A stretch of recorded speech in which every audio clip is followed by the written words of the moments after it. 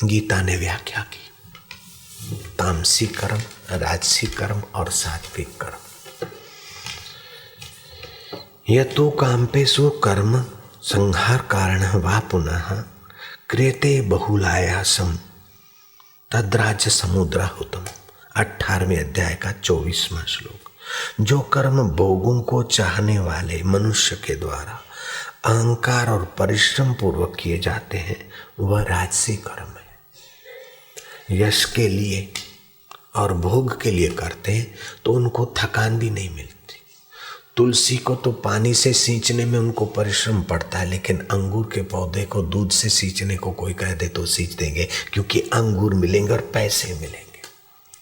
दान पुण्य करने को तो चवन्नी नहीं निकलती है, लेकिन भाई पगड़ी देने के लिए 10 लाख की दुकान लेने में देर नहीं करते, क्योंकि आमदनी होगी। ये राजस कर्म है। सत्संग में जाने के लिए तो फुर्सत नहीं है, लेकिन दुकान पे तो रात को 10 बजे तक भी बैठ गए तो हरकत नहीं, क्योंकि नफा होगा, दिवाली के दिन है। ये राजसी आदमी की पहचान है कि दिखने वाले लाभ में ही अपना समय, शक्ति, धन लगा दे, वो राजसी आदमी। जिसको वाहवाही का स्वाद आता है वो बुढ़ापे की थकान को और कर्मों के थकान को वाहवाही के सुख में भूल जाता है। मंत्री महोदय 70 साल के हो गए, 72 साल के, और चुनाव के लिए भागा दौड़ी कर रहे, क्योंकि वाहवाही के रस के आगे बुढ़ापे की थकान ज्यादा महसूस नहीं होती। अगर वाहवाही की जगह पर उनकी थोड़ी निंदा हो जाए तो वो टूट जाएंगे। जीत की जगह पर हार आ जाए तो उनको फिर रस नहीं आएगा। फिर वो बापूजी के पास आएंगे और बापूजी बोलेंगे फिर से आप मंत्री बनो, और बोले बापूजी ने बोल दिया तो फिर मन बन गए और रस आने लगा तो उद्घाटन करने लगे, और देश परदेश की यात्रा भी उनको थकाएगी नहीं, क्योंकि उनकी वाहवाही में रस की बुद्धि है। तो जिस व्यक्ति को जहां से रस आता है वहां फिर थकान, परिश्रम का महत्व नहीं रहता। तो जीवन की मांग है रस और शांति। राजसी आदमी को रस, वाहवाही से रस आएगा, भोगों से रस आएगा, लेकिन देर सबेर वो बेचारा संसार से हार जाएगा, थक कर चला जाएगा, क्योंकि सदा शरीर रहेगा नहीं, सदा वाहवाही रहेगी नहीं, सदा भोग रहेंगे नहीं। इससे भी गए बीते तामसी लोग हैं। गीता कहती है अनुबंधम क्षयम हिंसा मन वेक्ष च पौरुषम मोहादारंभते कर्म यत् तामसम उच्यते। 18वें अध्याय का 25वां श्लोक। जो कर्म परिणाम में हानि, हिंसा और सामर्थ्य को देखे बिना किए जाते, ये काम करने के पहले सोचना चाहिए कि ये काम मेरे करने योग्य है कि नहीं, और मेरे उद्देश्य की पूर्ति होगी कि नहीं।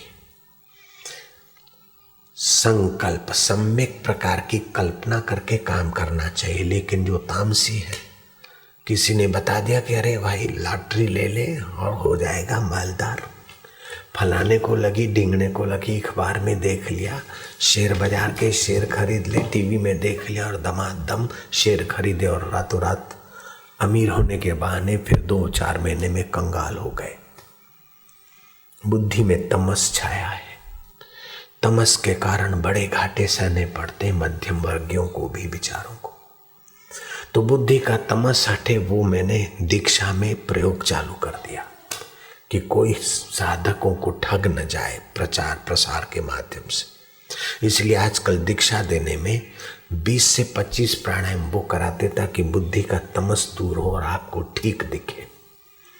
20 से 25 प्राणायाम वो करवाते जिससे आपकी स्मृति ठीक रहे, और 5 से 7 प्राणायाम वो कराते जिससे आपका मन और मति मजबूत रहे, आपको कोई खरीद न ले, आप दुनिया में आए और फिर चदरिया को ज्यों की त्यों धर के मुक्त हो जाए। ऐसा दीक्षा में प्रयोग चालू कर दिया मैं भी बहुत सियाना हो गया हूँ आजकल। जैसा जैसा देखता हूँ वातावरण, ऐसा ऐसा फिर उनकी भलाई के लिए सोचता हूँ, तो भगवान बड़ी सद प्रेरणा देते हैं। मैं बड़ा चालाक हो गया। जय राम जी की। अगर अहंकार से बोलता मैं चालाक हो गया हूं तो आपके चेहरे पर और आपके दिल पर ठोकर लगती, लेकिन स्वाभाविक निर्दोषता से बोलते हैं तो आपके चेहरे पर रौनक आ जाती है, दिल में गुदगुदियां होती है, हाँ बोल दो। हकीकत में तो ये तो अहंकार की भाषा है, लेकिन राजस है तो अहंकार हो जाएगा। लेकिन शुभ भाव से, निर्दोषता से, सत्व से बोलते हो तो अपने लिए और औरों के लिए सद्प्रेरणा हो जाएगी। वशिष्ठ जी कहते हैं कि राम जी, शिष्य में जो सद्गुण चाहिए, संयम, क्षमा, ब्रह्मचर्य, श्रद्धा, गुरु आज्ञा पालन, ये शिष्य में जो सद्गुण चाहिए राम जी तुम में है, और गुरु में जो सामर्थ्य चाहिए वो मैं समर्थ गुरु हूँ। वशिष्ठ जी कहते राम जी के आगे मैं समर्थ गुरु हूँ, मेरा जिन्होंने संग किया मैंने उनको आनंदित कर दिया। राम जी, शिष्य के सद्गुण तुम में और मैं समर्थ गुरु हूँ, काम बन जाएगा, तुम्हें ज्ञान हो जाएगा। श्री कृष्ण कहते सर्वधर्मान परित्यज्य मामेकं शरणं व्रज। कितना बड़ा अहंकार है, सारे धर्मों को छोड़ दे और मेरी शरण आ जा, ये श्री कृष्ण कह रहे।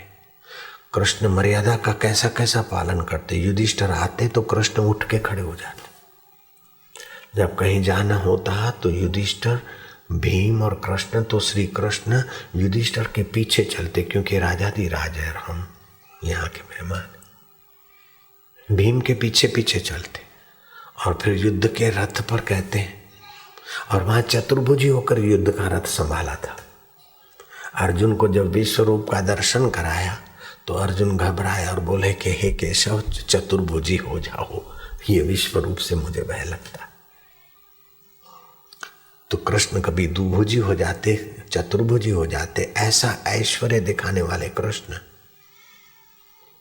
भीम आते, युधिष्ठिर आते तो उठ खड़े हो जाते। विनय भी कृष्ण में पूरा है और अहंकार भी कृष्ण में पूरा है।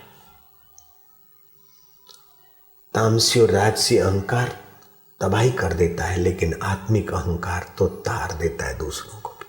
कृष्ण कहते हैं सब धर्मों को छोड़ दे, मेरी शरण आ जाओ। मैं क्षत्रिय हूँ, भीष्म पितामह हमारे ये लगते हैं, फलाने हमारे ये लगते हैं, मैं इनका वो लगता हूँ, ये वो होगा। स्त्रियों के पति चल जाएंगे तो वर्ण शंकर संतान पैदा होगी।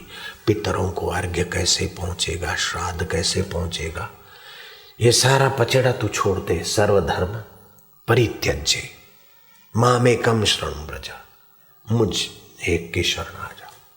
अहं त्वां सर्व पापेभ्यः मोक्षयिष्यामि मा शुचः। चिंता न कर, मुक्त कर दूंगा।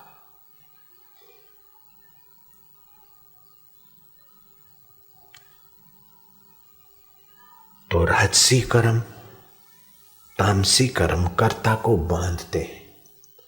करने की शक्ति सबके पास है, जीवन भर किया, इधर किया, लेकिन राजसी काम किए, थक गए, रिटायर हो गए, हाथ कुछ नहीं लगा। वाहवाही के दिन थोड़ी वाहवाही हो गई, अभी खाली मन को बहला दो। 2 बउए हैं, 3 दुकानें हैं, बेटों को दे दिया, मैं सब छोड़ दिया, निवृत्त हो गया। लेकिन जीवन में अभी आत्मा का रस आया नहीं भैया, परमात्मा में विश्रांति मिली नहीं, अभी कसरत करना बाकी है, अभी बापू के पास आना जरूरी है।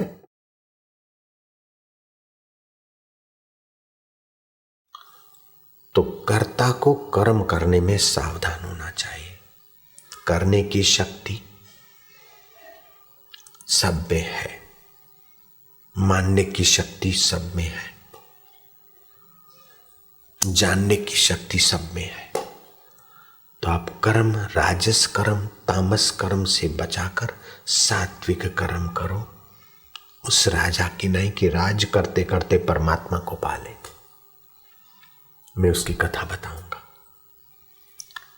तामसी कर्ता की कथा समझ लो। तामसी कर्ता क्या करता है, कर्म आरंभ तो कर लेगा, लेकिन विघ्न बाधा और भय आएगा तो दूसरे पर डाल देगा और खुद खिसक जाएगा। राजसी कर्ता जूझेगा, दूसरे पे दोष आरोपेगा, सफलता होगा तो मैंने किया। केस जीत गए तो वकील बोलेगा देखो मैं बोलता था ना, अरे ये क्या होता है, ऐसे तो मैंने कई केस। हार गए तो बोले आजकल जमाना ऐसा है, जज की दिमाग में बात बैठी नहीं। बेटा हो गया तो नर्स कहती देख मैं बोलती थी ना, हो गया ना बेटा, देखो हो गया ना। और बेटी हुई तो बोले क्या करें बहन जी, भगवान की मर्जी। केस जीत गए तो वकील बोलता है देखो मैंने बोला था ना। हार गए बोले भगवान की मर्जी, दे भगवान के माथे पर मटलियां फोड़ते रहो। कैसा बेईमान है तामसी और राजसी करता। सफलता हुई तो मैंने की, अपनी की, मैंने बोला था। और विफलता है तो बोले क्या करें, भाग्य की बात है, भगवान की मर्जी, भगवान ने किया। तो राजसी और तामसी करता भगवान को भी नहीं छोड़ते। जयराम देखिए भगवान से भी दगाबाजी कर लेंगे।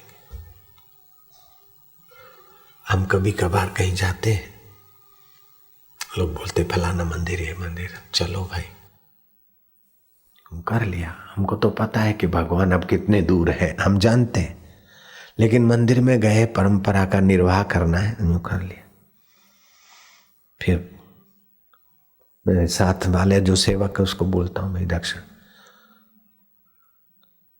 तो जब किसी महाराज को देते बोले नहीं नहीं नहीं, यहाँ रख दो ठाकुर जी के पास। अब हमको पता है कि ठाकुर जी के पास रखवा कर भी तुम ही तो लोगे भाई। जयराम जी की रास्ते में नंगे पैर साधु लोग यात्रा कर रहे थे, मुंह पे पट्टी बांधी। तो हमारा स्वभाव है, कोई तपस्वी है, कोई संत है, कोई है तो हम उनको यथा योग्य सम्मानित करते। हमने गाड़ी रोकी, हमने कहा महाराज फल फूल है इधर। बोले हम नहीं लेते। मैं क्या कुछ दक्षिणा? बोले हम नहीं छूते, नहीं लेते। अब इतने मोटे मोटे हो और पैदल चलते हो फिर भी मोटापा नहीं गया और लेते नहीं तो कैसे रहते? तो मेरे को ये बात जची नहीं उनकी, नहीं लेते नहीं छूते। तो मैं जानबूझकर थोड़ा अनजान हुआ। अब मैं गाड़ी में बैठने गया तो उन्होंने बोला नहीं नहीं हम नहीं लेते, इनको दे दो सेवक को। उनका जो नौकर था, उनकी पालकी उठाने वाला अथवा उनकी लारी चलाने वाला, जो सेवक रहते हैं साथ में, उनको दिला दिया। अब उनको दिलाकर कहाँ जाएगा मुझे पता नहीं क्या। लेकिन राजसी करता ऐसे ही एक साध्वी फूमती बांधती थी, हम नहीं लेते, लेकिन वो जब मरी तो बाप रे बाप कितने हजार साबुन उसकी अलमारी से निकले। ऐसे गंगा किनारे भगत कुछ नहीं लेते, पेंशन आती खाते, कपड़े रख लो सेवा करेंगे। यहां बड़ी ठगी होती है, लोग कपड़े रखते। ऋषिकेश की बात है, गीता भवन में उसने अलमारी ले रखी थी और कुछ अपना बना के खाता होगा जो भी होगा। लोगों के कपड़े देखभाल करने की सेवा करता। लोग कपड़े रखते नहाने के लिए, जब घड़ी उतार के रखते तो फिर देखते कि घड़ी गायब। बोले बाबूजी यहाँ तो कोई आया नहीं, हरामी कहाँ गए, इधर गए उधर गए। वो बाबूजी बेचारे जाते, वो आदमी के अलमारी से 1.5 किलो घड़ियां मिली, लेडीज घड़ियां, बड़ी घड़ियां। तो जब तक संसार सच्चा लगता है और कोई चीज वस्तु पाकर रस आता है, तब तक कर्ता राजसी और तामसी रहेगा।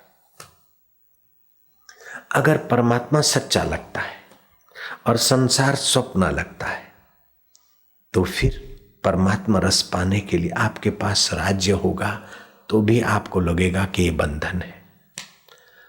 धन होगा तभी भी लगेगा ठीक है, और निर्धनता होगी तो ठीक है, कोई बड़ी। सच्चा धन परमात्मा सुख है। शबरी भीलन जैसी गरीबी में भी आप सच्चा रस पा सकते, और जनक जैसे वैभव में भी आप सच्चा रस पा सकते। आपका उद्देश्य होना चाहिए कि सच्चा रस चाहिए, सच्ची शांति चाहिए। तो ये उद्देश्य सत्संग से ही तो पता चलेगा, नहीं तो हम न जाने कितने कितने ऊंचे तरंगों पर जवानी पर नाचते हैं। पढ़ लिख लूं मैं व्यापारी बनूंगा, दूसरा सोचता है मैं डॉक्टर बनूंगा, तीसरा इंजीनियर बनने के तरंग पर नाचना चाहता है, चौथा नेता बनना चाहता है, तो पांचवा आईएएस ऑफिसर बनूंगा। विद्यार्थी बेचारे न जाने कितने कितने सामुद्रिक ऊंचे ऊंचे तरंगों पर नाचना चाहते, और कोई आईएएस बन गया, कोई आईएएस से भी प्रमोटेड हो गया, कमिश्नर बन गया, डायरेक्टर जनरल बन गया। मेरा चेला है, पहले डेप्यूटी कलेक्टर था, फिर कलेक्टर हुआ, फिर कमिश्नर बन गए। लेकिन आप पूछो क्या हाल है? कुछ नहीं। न जाने कितने ऊंचे ऊंचे तरंगों पर नाचने का इरादा किया था। आप देखो तो कुछ नहीं, क्या मिला? समय बीत गया, घुटनों का दर्द मिला, बुढ़ापा मिला, पेंशन मिली, दिन काट रहे, रिटायर होकर। रस टिका नहीं जयराम जी की, क्योंकि नकली रस था। मैं कलेक्टर हूं, मैं व्यापारी हूं, मैं अमीर हूं। लोगों ने थोड़ी वाहवाही की, थोड़ा कुटुंब का संयोगजन्य सुख मिला, नकली सुख मिला। जीवात्मा असली है और नकली सुख से कब तक सुखी रहेगा? शरीर नकली है, शरीर मर जाता है, लेकिन शरीर के बाद भी जीवात्मा रहता है। संसार प्रलय हो जाता है तो परमात्मा रहता है, तो परमात्मा प्रलय के बाद भी रहता है, जीवात्मा मरने के बाद भी रहता है, तो परमात्मा भी अमर है, जीवात्मा भी अमर है। तो अमर रस जब तक नहीं मिलेगा तब तक ये जीव भटकता रहेगा 84 के चक्कर में। नारायण हरि, नारायण हरि। अपन चलते हैं फिर वहीं जहां कृष्ण ले जाना चाहते। चलोगे ना? तो राजसी कर्ता अपने अहंकार और स्वार्थ को लेकर ही कर्म करेगा। तामसी कर्ता आ गया बस मूड और कर डाला, फिर चाहे सिर पे पैर रख के भागने पड़े। इस्लाम खतरे में, धर्म खतरे में, काटो मारो, और हुई फायरिंग तो सिर पर पैर रख के भागे। जयराम जी की ये ऐसे हैं, वो ऐसे हैं, धर्म खतरे में, मारो काटो धर्म। अरे राम राम राम। जरा सी अक्ल का उपयोग करें।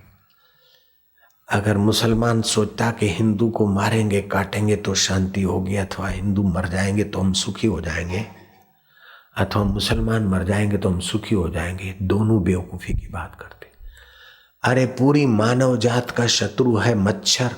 सभी मिलकर आज तक मच्छरों को नहीं मिटा सके तो क्या हिंदुओं को मिटा सकोगे? पागल। सारी मानव जात मच्छरों की एंटी है।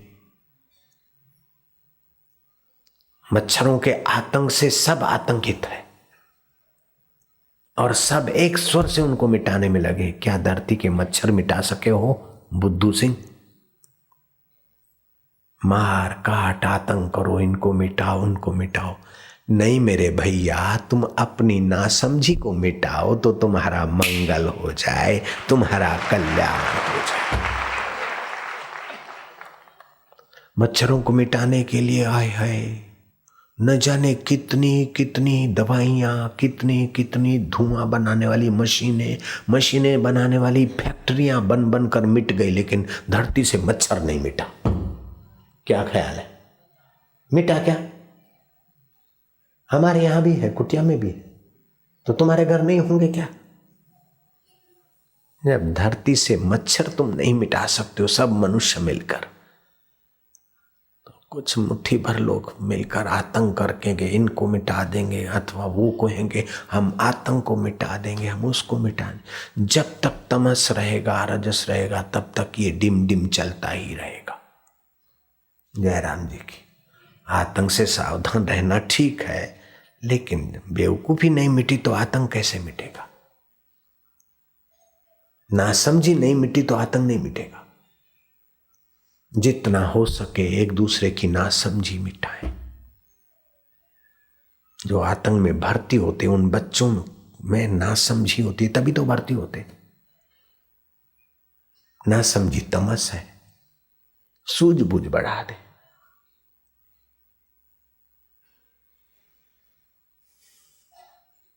तो एक राजसी कर्म होते हैं, दूसरे तामसी कर्म होते हैं।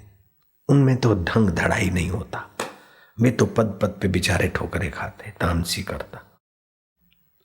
तीसरे होते सात्विक कर्म। श्री कृष्ण कहते हैं 18वें अध्याय का 26वां श्लोक, सिद्धया सिद्धयो निर्विकारः मुक्त संगो अहम अहंवादी धृति उत्साह समृद्धता सिद्ध्या सिद्ध्यो निर्विकारः कर्ता सात्विकम उच्यते। जो कर्ता राग रहित अनअहमवादी धैर्य और उत्साह युक्त तथा सिद्धि और असिद्धि में निर्विकार रहकर कर्म करता है, वह सात्विक करता है। उसके कर्म से वो और उसके संपर्क में आने वाले सुखी होंगे। जैसे श्री राम का राज्य सात्विक करता राम है, कृष्ण सात्विक करता है, युद्ध जैसे घोर कर्म भी जनक सात्विक करता है और भी कई सात्विक करता है। रामकृष्ण कहते हैं दूध अगर पानी में डालोगे तो दूध पानी से मिल जाएगा, दूध पानी जैसा हो जाएगा, लेकिन दूध को जमा कर मथ कर फिर अगर मक्खन पानी में डालोगे तो तरेगा। ऐसे ही मनुष्य जीवन को संसार में डालोगे तो संसार आपको संसारी बनाकर घोल मोल कर तुच्छ बना देगा। जैसे दूध नाले में डाला तो क्या दूध बचेगा? क्या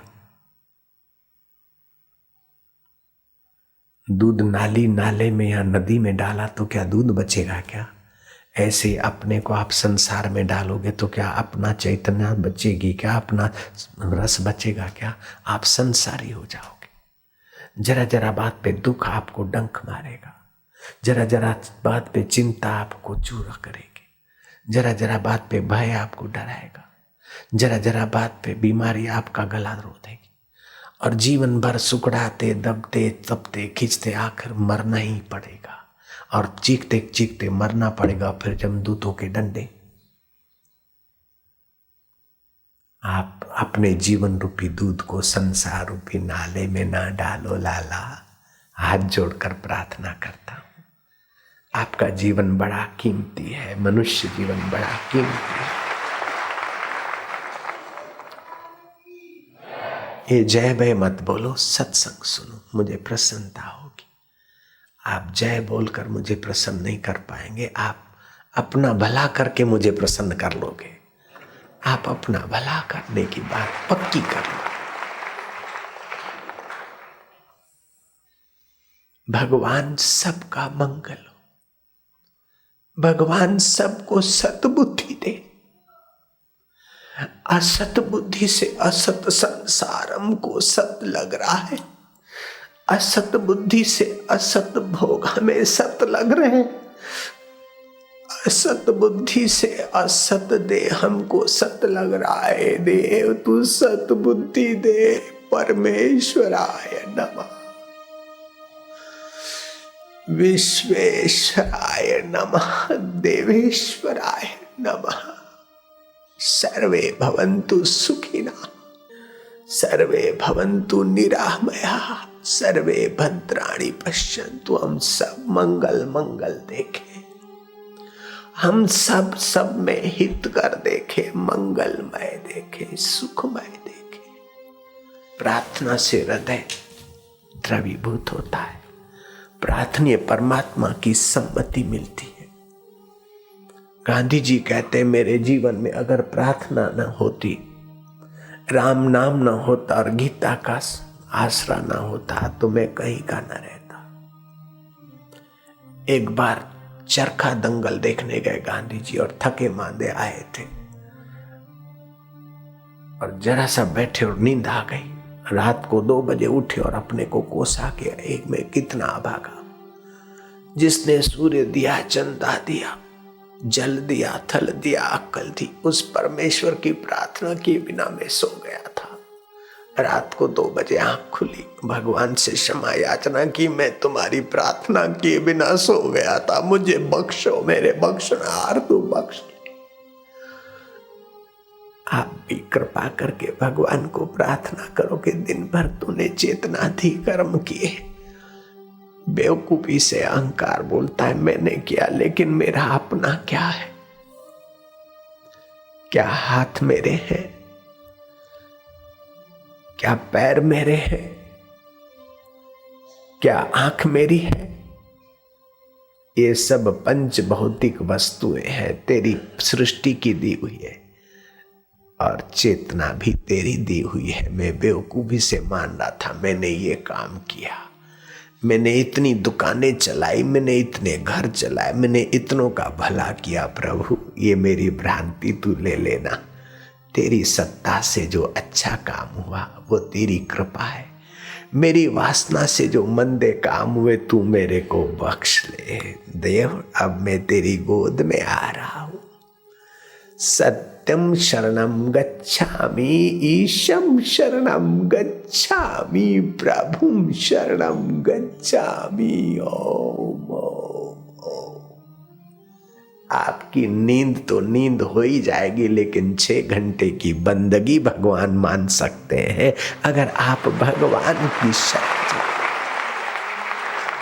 भगवान का वचन है तमेव शरणम गच्छ सर्वभावेन भारत।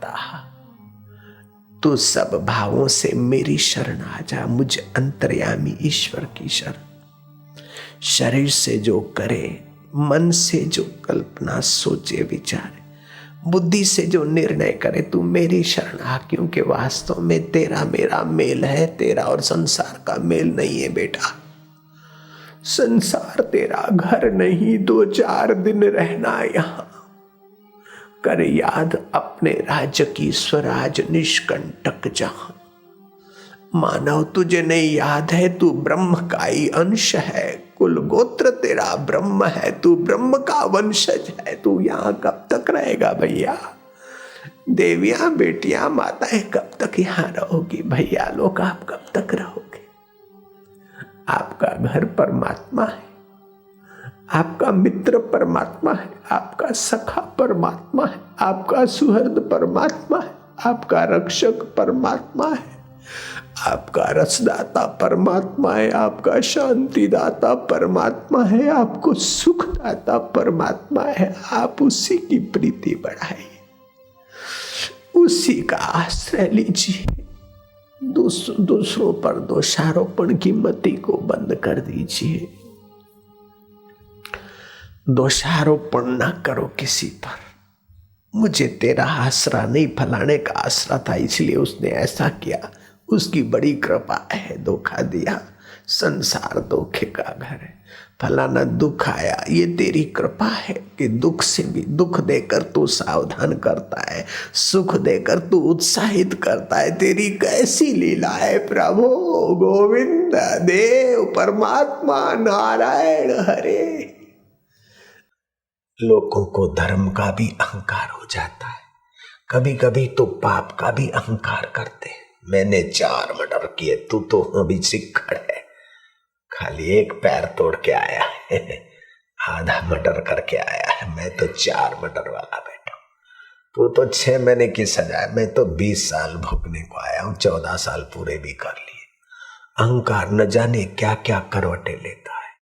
धन का अहंकार, सत्ता का अहंकार, सौंदर्य का अहंकार, कोई काम किया उसका अहंकार। जिससे करता है उस परमेश्वर से दगा कर रहे हैं दिन रात। ये अहंकार दगा कराता है और भगवान की शरणागति व्यक्ति को सच्चा बनाती। प्रभु जो तिद भावे सो भली का, मेरो चिंत्यो होत नाही। प्रभु तेरो चिंत्यो। आपको हम कसम डाल के पूछ सकते, क्या आपकी सभी इच्छाएं कभी पूरी हो गई क्या?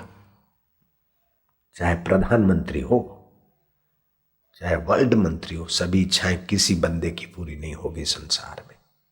भगवान राम भी बंदा हो गए हैं तो राम की भी सभी इच्छाएं पूरी नहीं होगी। कृष्ण की भी सभी इच्छाएं पूरी नहीं होती। कृष्ण नहीं चाहते थे युद्ध हो, लेकिन युद्ध में कृष्ण को भी खिंच जाना पड़ा। भीष्म पितामह चाहते हैं कि विजय तो पांडवों का हो। पांडवों के प्रति हृदय ढला हुआ है, फिर भी युद्ध कौरवों के पक्ष में आकर कर रहे हैं। कैसी विवशता है संसार की। जयराम जी की विवशता है उस पुरुष की। धर्मात्मा थे भीष्म, युधिष्ठिर के प्रति स्नेह है और पांडवों के विरुद्ध में युद्ध करना पड़ रहा है। पांडवों की भलाई चाह रहे और युद्ध करना पड़ रहा है, विवशता है। आप शरीर लेकर आए तो कोई न कोई विवशता, कोई न कोई आपकी सब इच्छा किसी की पूरी नहीं होगी, पक्का समझो। और सभी इच्छा किसी की अपूर्ण नहीं रहेगी, कई इच्छाएं पूरी होती और कई नहीं होती। तो इससे सिद्ध होता है कि आपसे कोई समर्थ सत्ता है, जयराम जी की। नहीं तो आप सब इच्छा पूरी करके दिखाओ, अथवा कोई भी पूरी ना हो ऐसा करके दिखाओ। तो सभी इच्छाएं किसी की पूरी नहीं होती और सभी इच्छाएं किसी की फेंकी नहीं जाती। तो कोई सत्ता है ना। आप नहीं चाहते वो घटना भी घटती है, और कभी कभी आप चाहते वो भी घटता है। तो सब आपका चाहा नहीं होता, ये बात पक्की हो गई। बस आप आ जाओ ना कबीर के पास, मेरो चिंत्यो होत नहीं हरि को चिंत्यो होए, हरि चिंत्यो हरि कहे मैं रहूं निश्चित। अपने तरफ से पुरुषार्थ करूंगा, लेकिन फिर जो भी कराएगा तेरा भाणा मीठा लागे, चले जाओ नानक जी के पास अथवा कृष्ण के पास आ जाओ। सर्वधर्मान परित्यज्य मामेकम शरणं व्रज। मुझ परमेश्वर में शांति पाओ। तन से जो करो, मन से जो करो, बुद्धि से जो निर्णय करो, मुझ परमेश्वर में आ जाओ। मंत्री लोग अपने हृदय पर हाथ रखो। 5 साल 5 साल 5 साल 15 बार आए, 15 साल है, फिर भी अभी भी मन करता है कि फिर से मंत्री बन जाओ। वासना का अंत कब होगा? नश्वर की मांग का अंत कब करोगे आप? एक जगह अप्रैल फूल मनाया जा रहा था। सबसे बड़ा जो झूठ बोलेगा उसको सिल्वर का कपड़ा का भी मिलेगा। किसी ने कुछ झूठ, किसी ने कुछ झूठ बोले। शाम तक निर्णायक निर्णय नहीं कर पाए। आखिर एक नेता आ गया, बोले अरे झूठ बोलने के लिए इतनी मेहनत करते हो, कैसी बात है? मैं 3 बार मंत्री बना, आज तक मैं झूठ नहीं बोला, और तुम झूठ बोलने के लिए मगजमारी कर रहे हो। सिल्वर का कप रखा भी देते हुए उसने हाथ जोड़ लिए कि मंत्री महाराज आप ही की जीत है। यहां भी 3 बार आप चुनाव जीते, 3 बार आप मंत्री बने और आज तक झूठ नहीं बोले। इससे बड़ा झूठ तो धरती पे हो भी नहीं तो सकता है। चुनाव में भी तो झूठ बोलना पड़ता है। ये हो जाएगा, ये कर देंगे, ये कर देंगे, और चुनाव के बाद भी मंत्री साहब घर में हो, लेकिन मिलना है तो मिले, नहीं तो बोले मंत्री साहब है ही नहीं। न जाने और भी न क्या क्या करना पड़ता है। अरे बड़ा झूठ तो ये होता उसी दिन जिस दिन कसम खाते, शपथ होता है कि मैं कोई भी काम राग द्वेष और पक्षपात से रहित होकर निर्णय करूंगा। जयराम जी की भगवान को भी दांव पे लगा के बैठ जाते। क्या ख्याल है? ये जरा बात मेरी थोड़ी कठिन लगेगी, लेकिन हो वो ही रहा है। कसम की विधि पर बड़ा झूठ तो उसी दिन शुरू हो जाता है। भगवान को भी बेच के रख देते पब्लिक के सामने। मैं कसम खा के, भगवान की कसम खा के, अल्लाह की कसम खा के शपथ लेता हूं। शपथ विधि के दिन भगवान को कितना ठगते हम लोग, जयराम जी की। इसीलिए भगवत प्राप्ति की भूख जगी। जितना हृदय सच्चाई से जिएगा उतना सच्चे रस और सच्ची शांति की भूख लगेगी। जितना हृदय बेईमानी से जिएगा उतना नकली सुख और शांति में आयुष्य खत्म हो जाएगा। क्षमा करना, हम नेताओं के विरोधी नहीं है। नेता अथवा जनता अथवा मुझे कोई गाली भी देता हो, फिर भी भगवान उसका मंगल करे, मैं उसका विरोधी नहीं। वो भले मुझे मान ले, लेकिन मैं अपने दिल में किसी के लिए विरोध रख के अपना दिल खराब क्यों करूं? मैं तो जहां रहता था मेरी गुफा में सांप आ जाते थे। सांपों के प्रति मेरे हृदय में प्रेम हो सकता है, तो मनुष्य के लिए नफरत रखूं तो मेरे हृदय को उसी समय हार्ट अटैक हो जाना चाहिए। मैं मनुष्यों के लिए नफरत रखूं, किसी भी जाति, मुसलमान, हिंदू, ईसाई, पारसी, किसी के लिए भी मेरे हृदय में नफरत हो तो भगवान अभी हार्ट अटैक हो जाओ, चल दो बस। काहे को अपना दिल बिगाड़ना। रक्षताम रक्षताम कोशानाम अपि हृदय कोश, रक्षा करो हृदय कोश की रक्षा करो। धन कोश की रक्षा कोई बड़ी बात नहीं, हृदय कोश की रक्षा करो।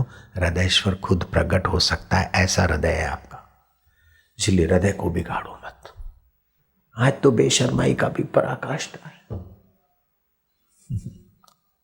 चिपक के फोटो निकाल रहे आपके बच्चों पर और नए जनरेशन पर क्या फर्क, कितना बुरा असर पड़ेगा। कुछ लोग तो ऋषिकेश में हमने देखा, तीर्थ करने जहां ब्रह्मचर्य पालने की सीख मिलती, उस जगह पर लक्ष्मण झूला पर खड़े रहेंगे, पत्नी को आगे रखेंगे, खुद पीछे हो जाएंगे और यहाँ। अरे बेशरम, कुछ तो तुम ख्याल कर। हम गए थे हरिद्वार, ये हरिद्वार का फोटो है, घर में लगाएंगे। तुम्हारे छोरे और छोरियों की सत्यानाश करने गए थे क्या हरिद्वार का फोटो लाकर? ऐसे सत्संग नहीं कर सकते, जिनको सत्संग नहीं है वो ऐसा किए बिना रहते नहीं। इसलिए सत्संगी में जो सूझबूझ आती है वो गजब की है। आप किसी सत्संगी के घर चले जाओ, चाहे वो अमीर हो, चाहे गरीब हो, चाहे छोटे आय का हो, पैसे वाले का, चाहे महीने में 1000-1500 आय का घर हो, चाहे महीने में 50,000 के आय का घर, चाहे 5,000, लेकिन आप उस घर में जाएंगे जो सत्संगी दीक्षित है, उसके घर में जाएंगे तो आपको कुछ अच्छा लगेगा, कुछ प्रेम मिलेगा, कुछ नम्रता मिलेगी, कुछ सुहृदता मिलेगी। और जो निगुरा है उसके घर में जाओगे तो कुछ न कुछ अकड़ दकड़ और कुछ न कुछ ऐसी बातें मिलेगी कि आपको पता चल जाएगा कि ये किसी गुरु का चेला है कि निगुरा है, तुरंत पता चल जाएगा।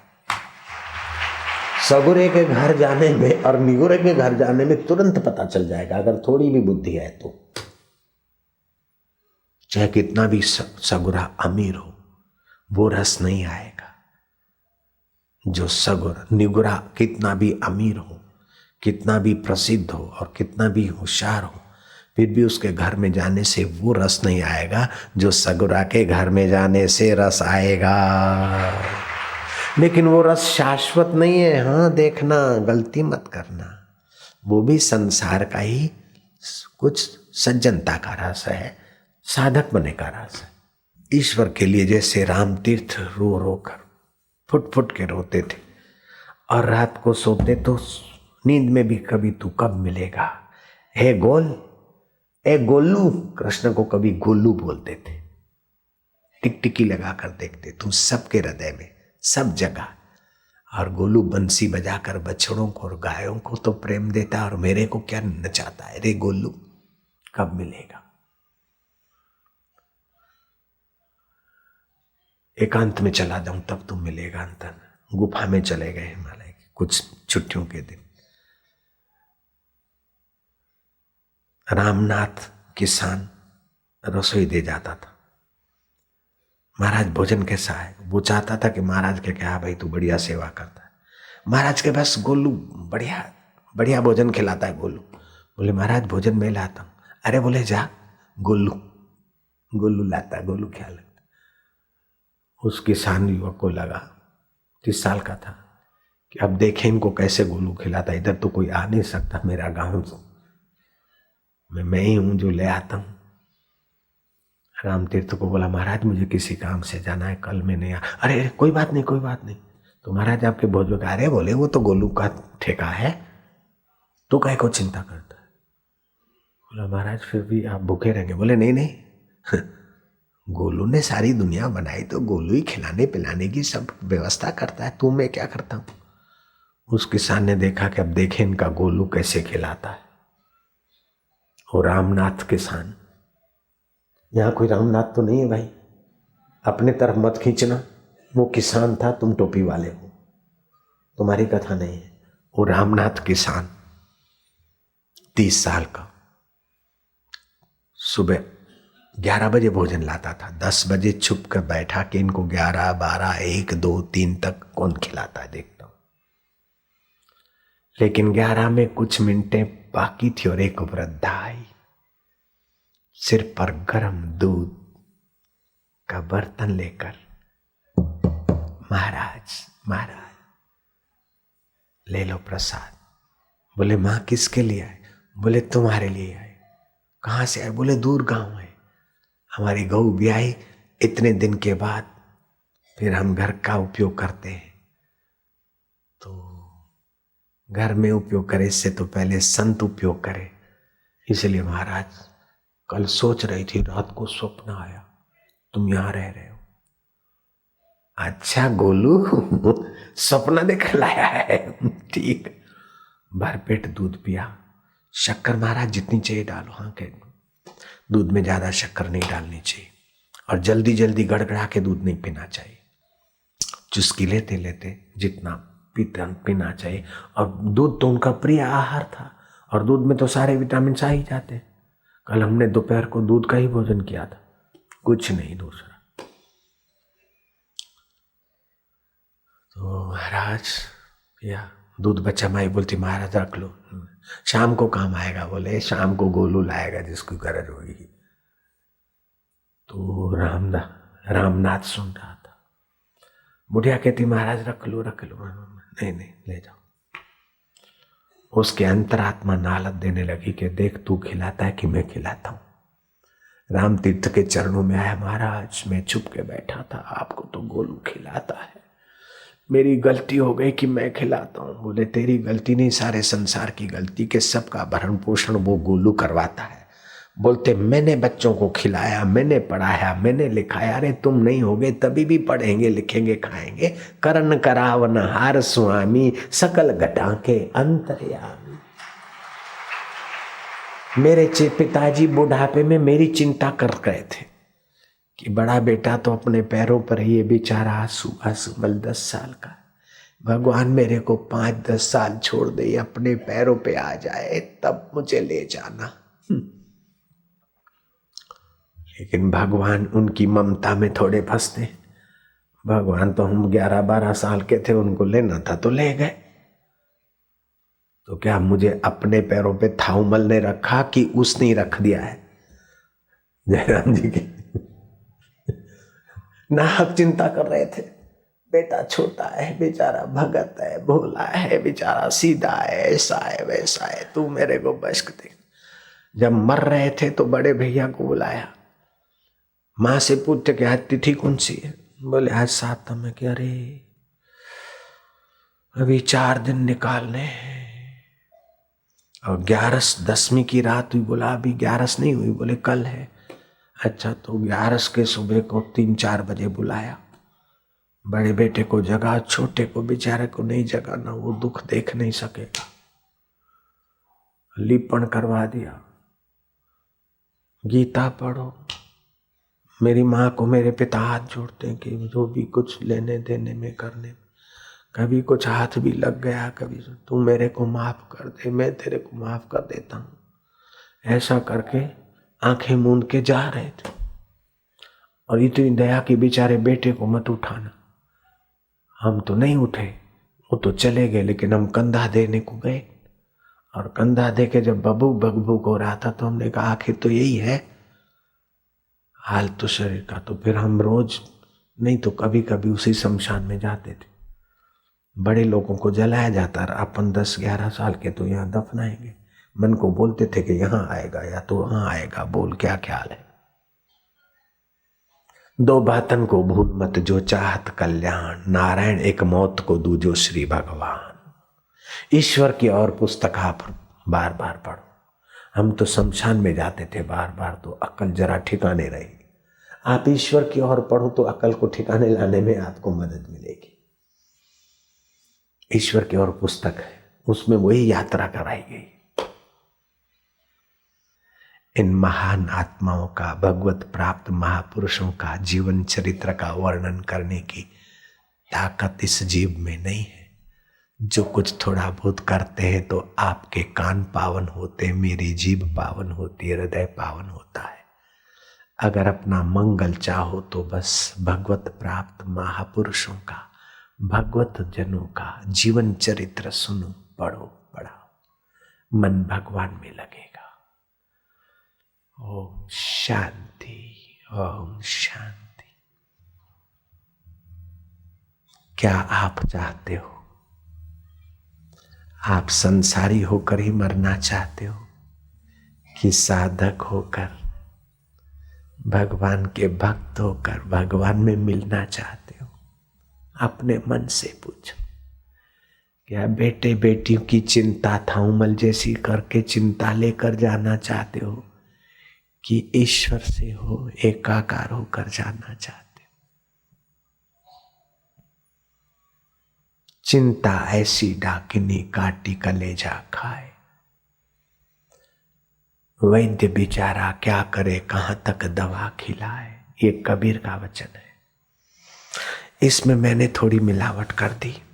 चिंता ऐसी डाकिनी काटी कलेजा खाए।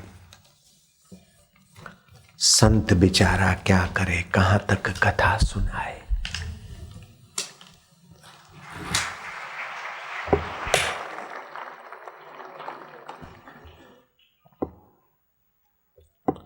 शांति प्राप्ति के लिए सच्चाई से, अहिंसा से, क्षमा से, दानशीलता से अपने हृदय को भर देंगे तो भगवत शांति प्राप्त होने में बड़ी सहायता मिलेगी।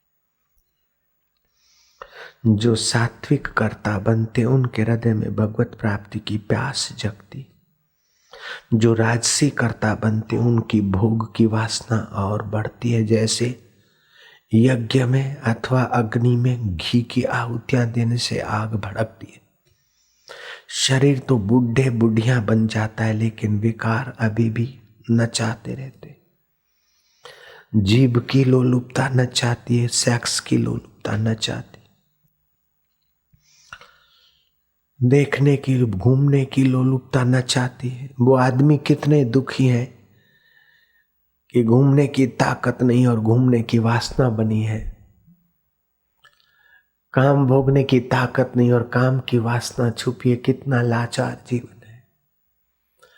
पद पे पहुंचने की ताकत नहीं और कुर्सी पर पहुंचने की वासना बनी है और वासना लेकर मर रहा है बेचारा। कैसा जटिल जीवन लेकर जाता है। ये कितना दयनीय जीवन है कि देखने की शक्ति क्षीण हो रही है, देखने की वासना नहीं मिटी। सुनने की शक्ति क्षीण हो रही है, अभी तक सुनने की वासना नहीं मिटी। भोग भोगने की शक्ति क्षीण हो रही है, अभी भोग की वासना नहीं मिटी। तो आप तामसी कर्ता और राजसी कर्ता में अपना आयुष्य तो नष्ट नहीं कर रहे हैं। करने की शक्ति क्षीण हो रही है लेकिन अभी करने की वासना नहीं मिटी। पार्टनरशिप करो, दुकानदारी करो, फलाना करो। अरे जिससे किया जाता है उसमें कब आओगे लाला लाली? जिससे देखा जाता है उसको कब देखोगे? जिससे सुना जाता है उसको कब सुनोगे? जिससे मिला जाता है उससे कब मिलोगे? क्यों आयुष्य खपा रहे हो? अपना मनुष्य जीवन रूपी पवित्र दुग्ध संसार रूपी बातें नाले में कब तक ढोलोगे?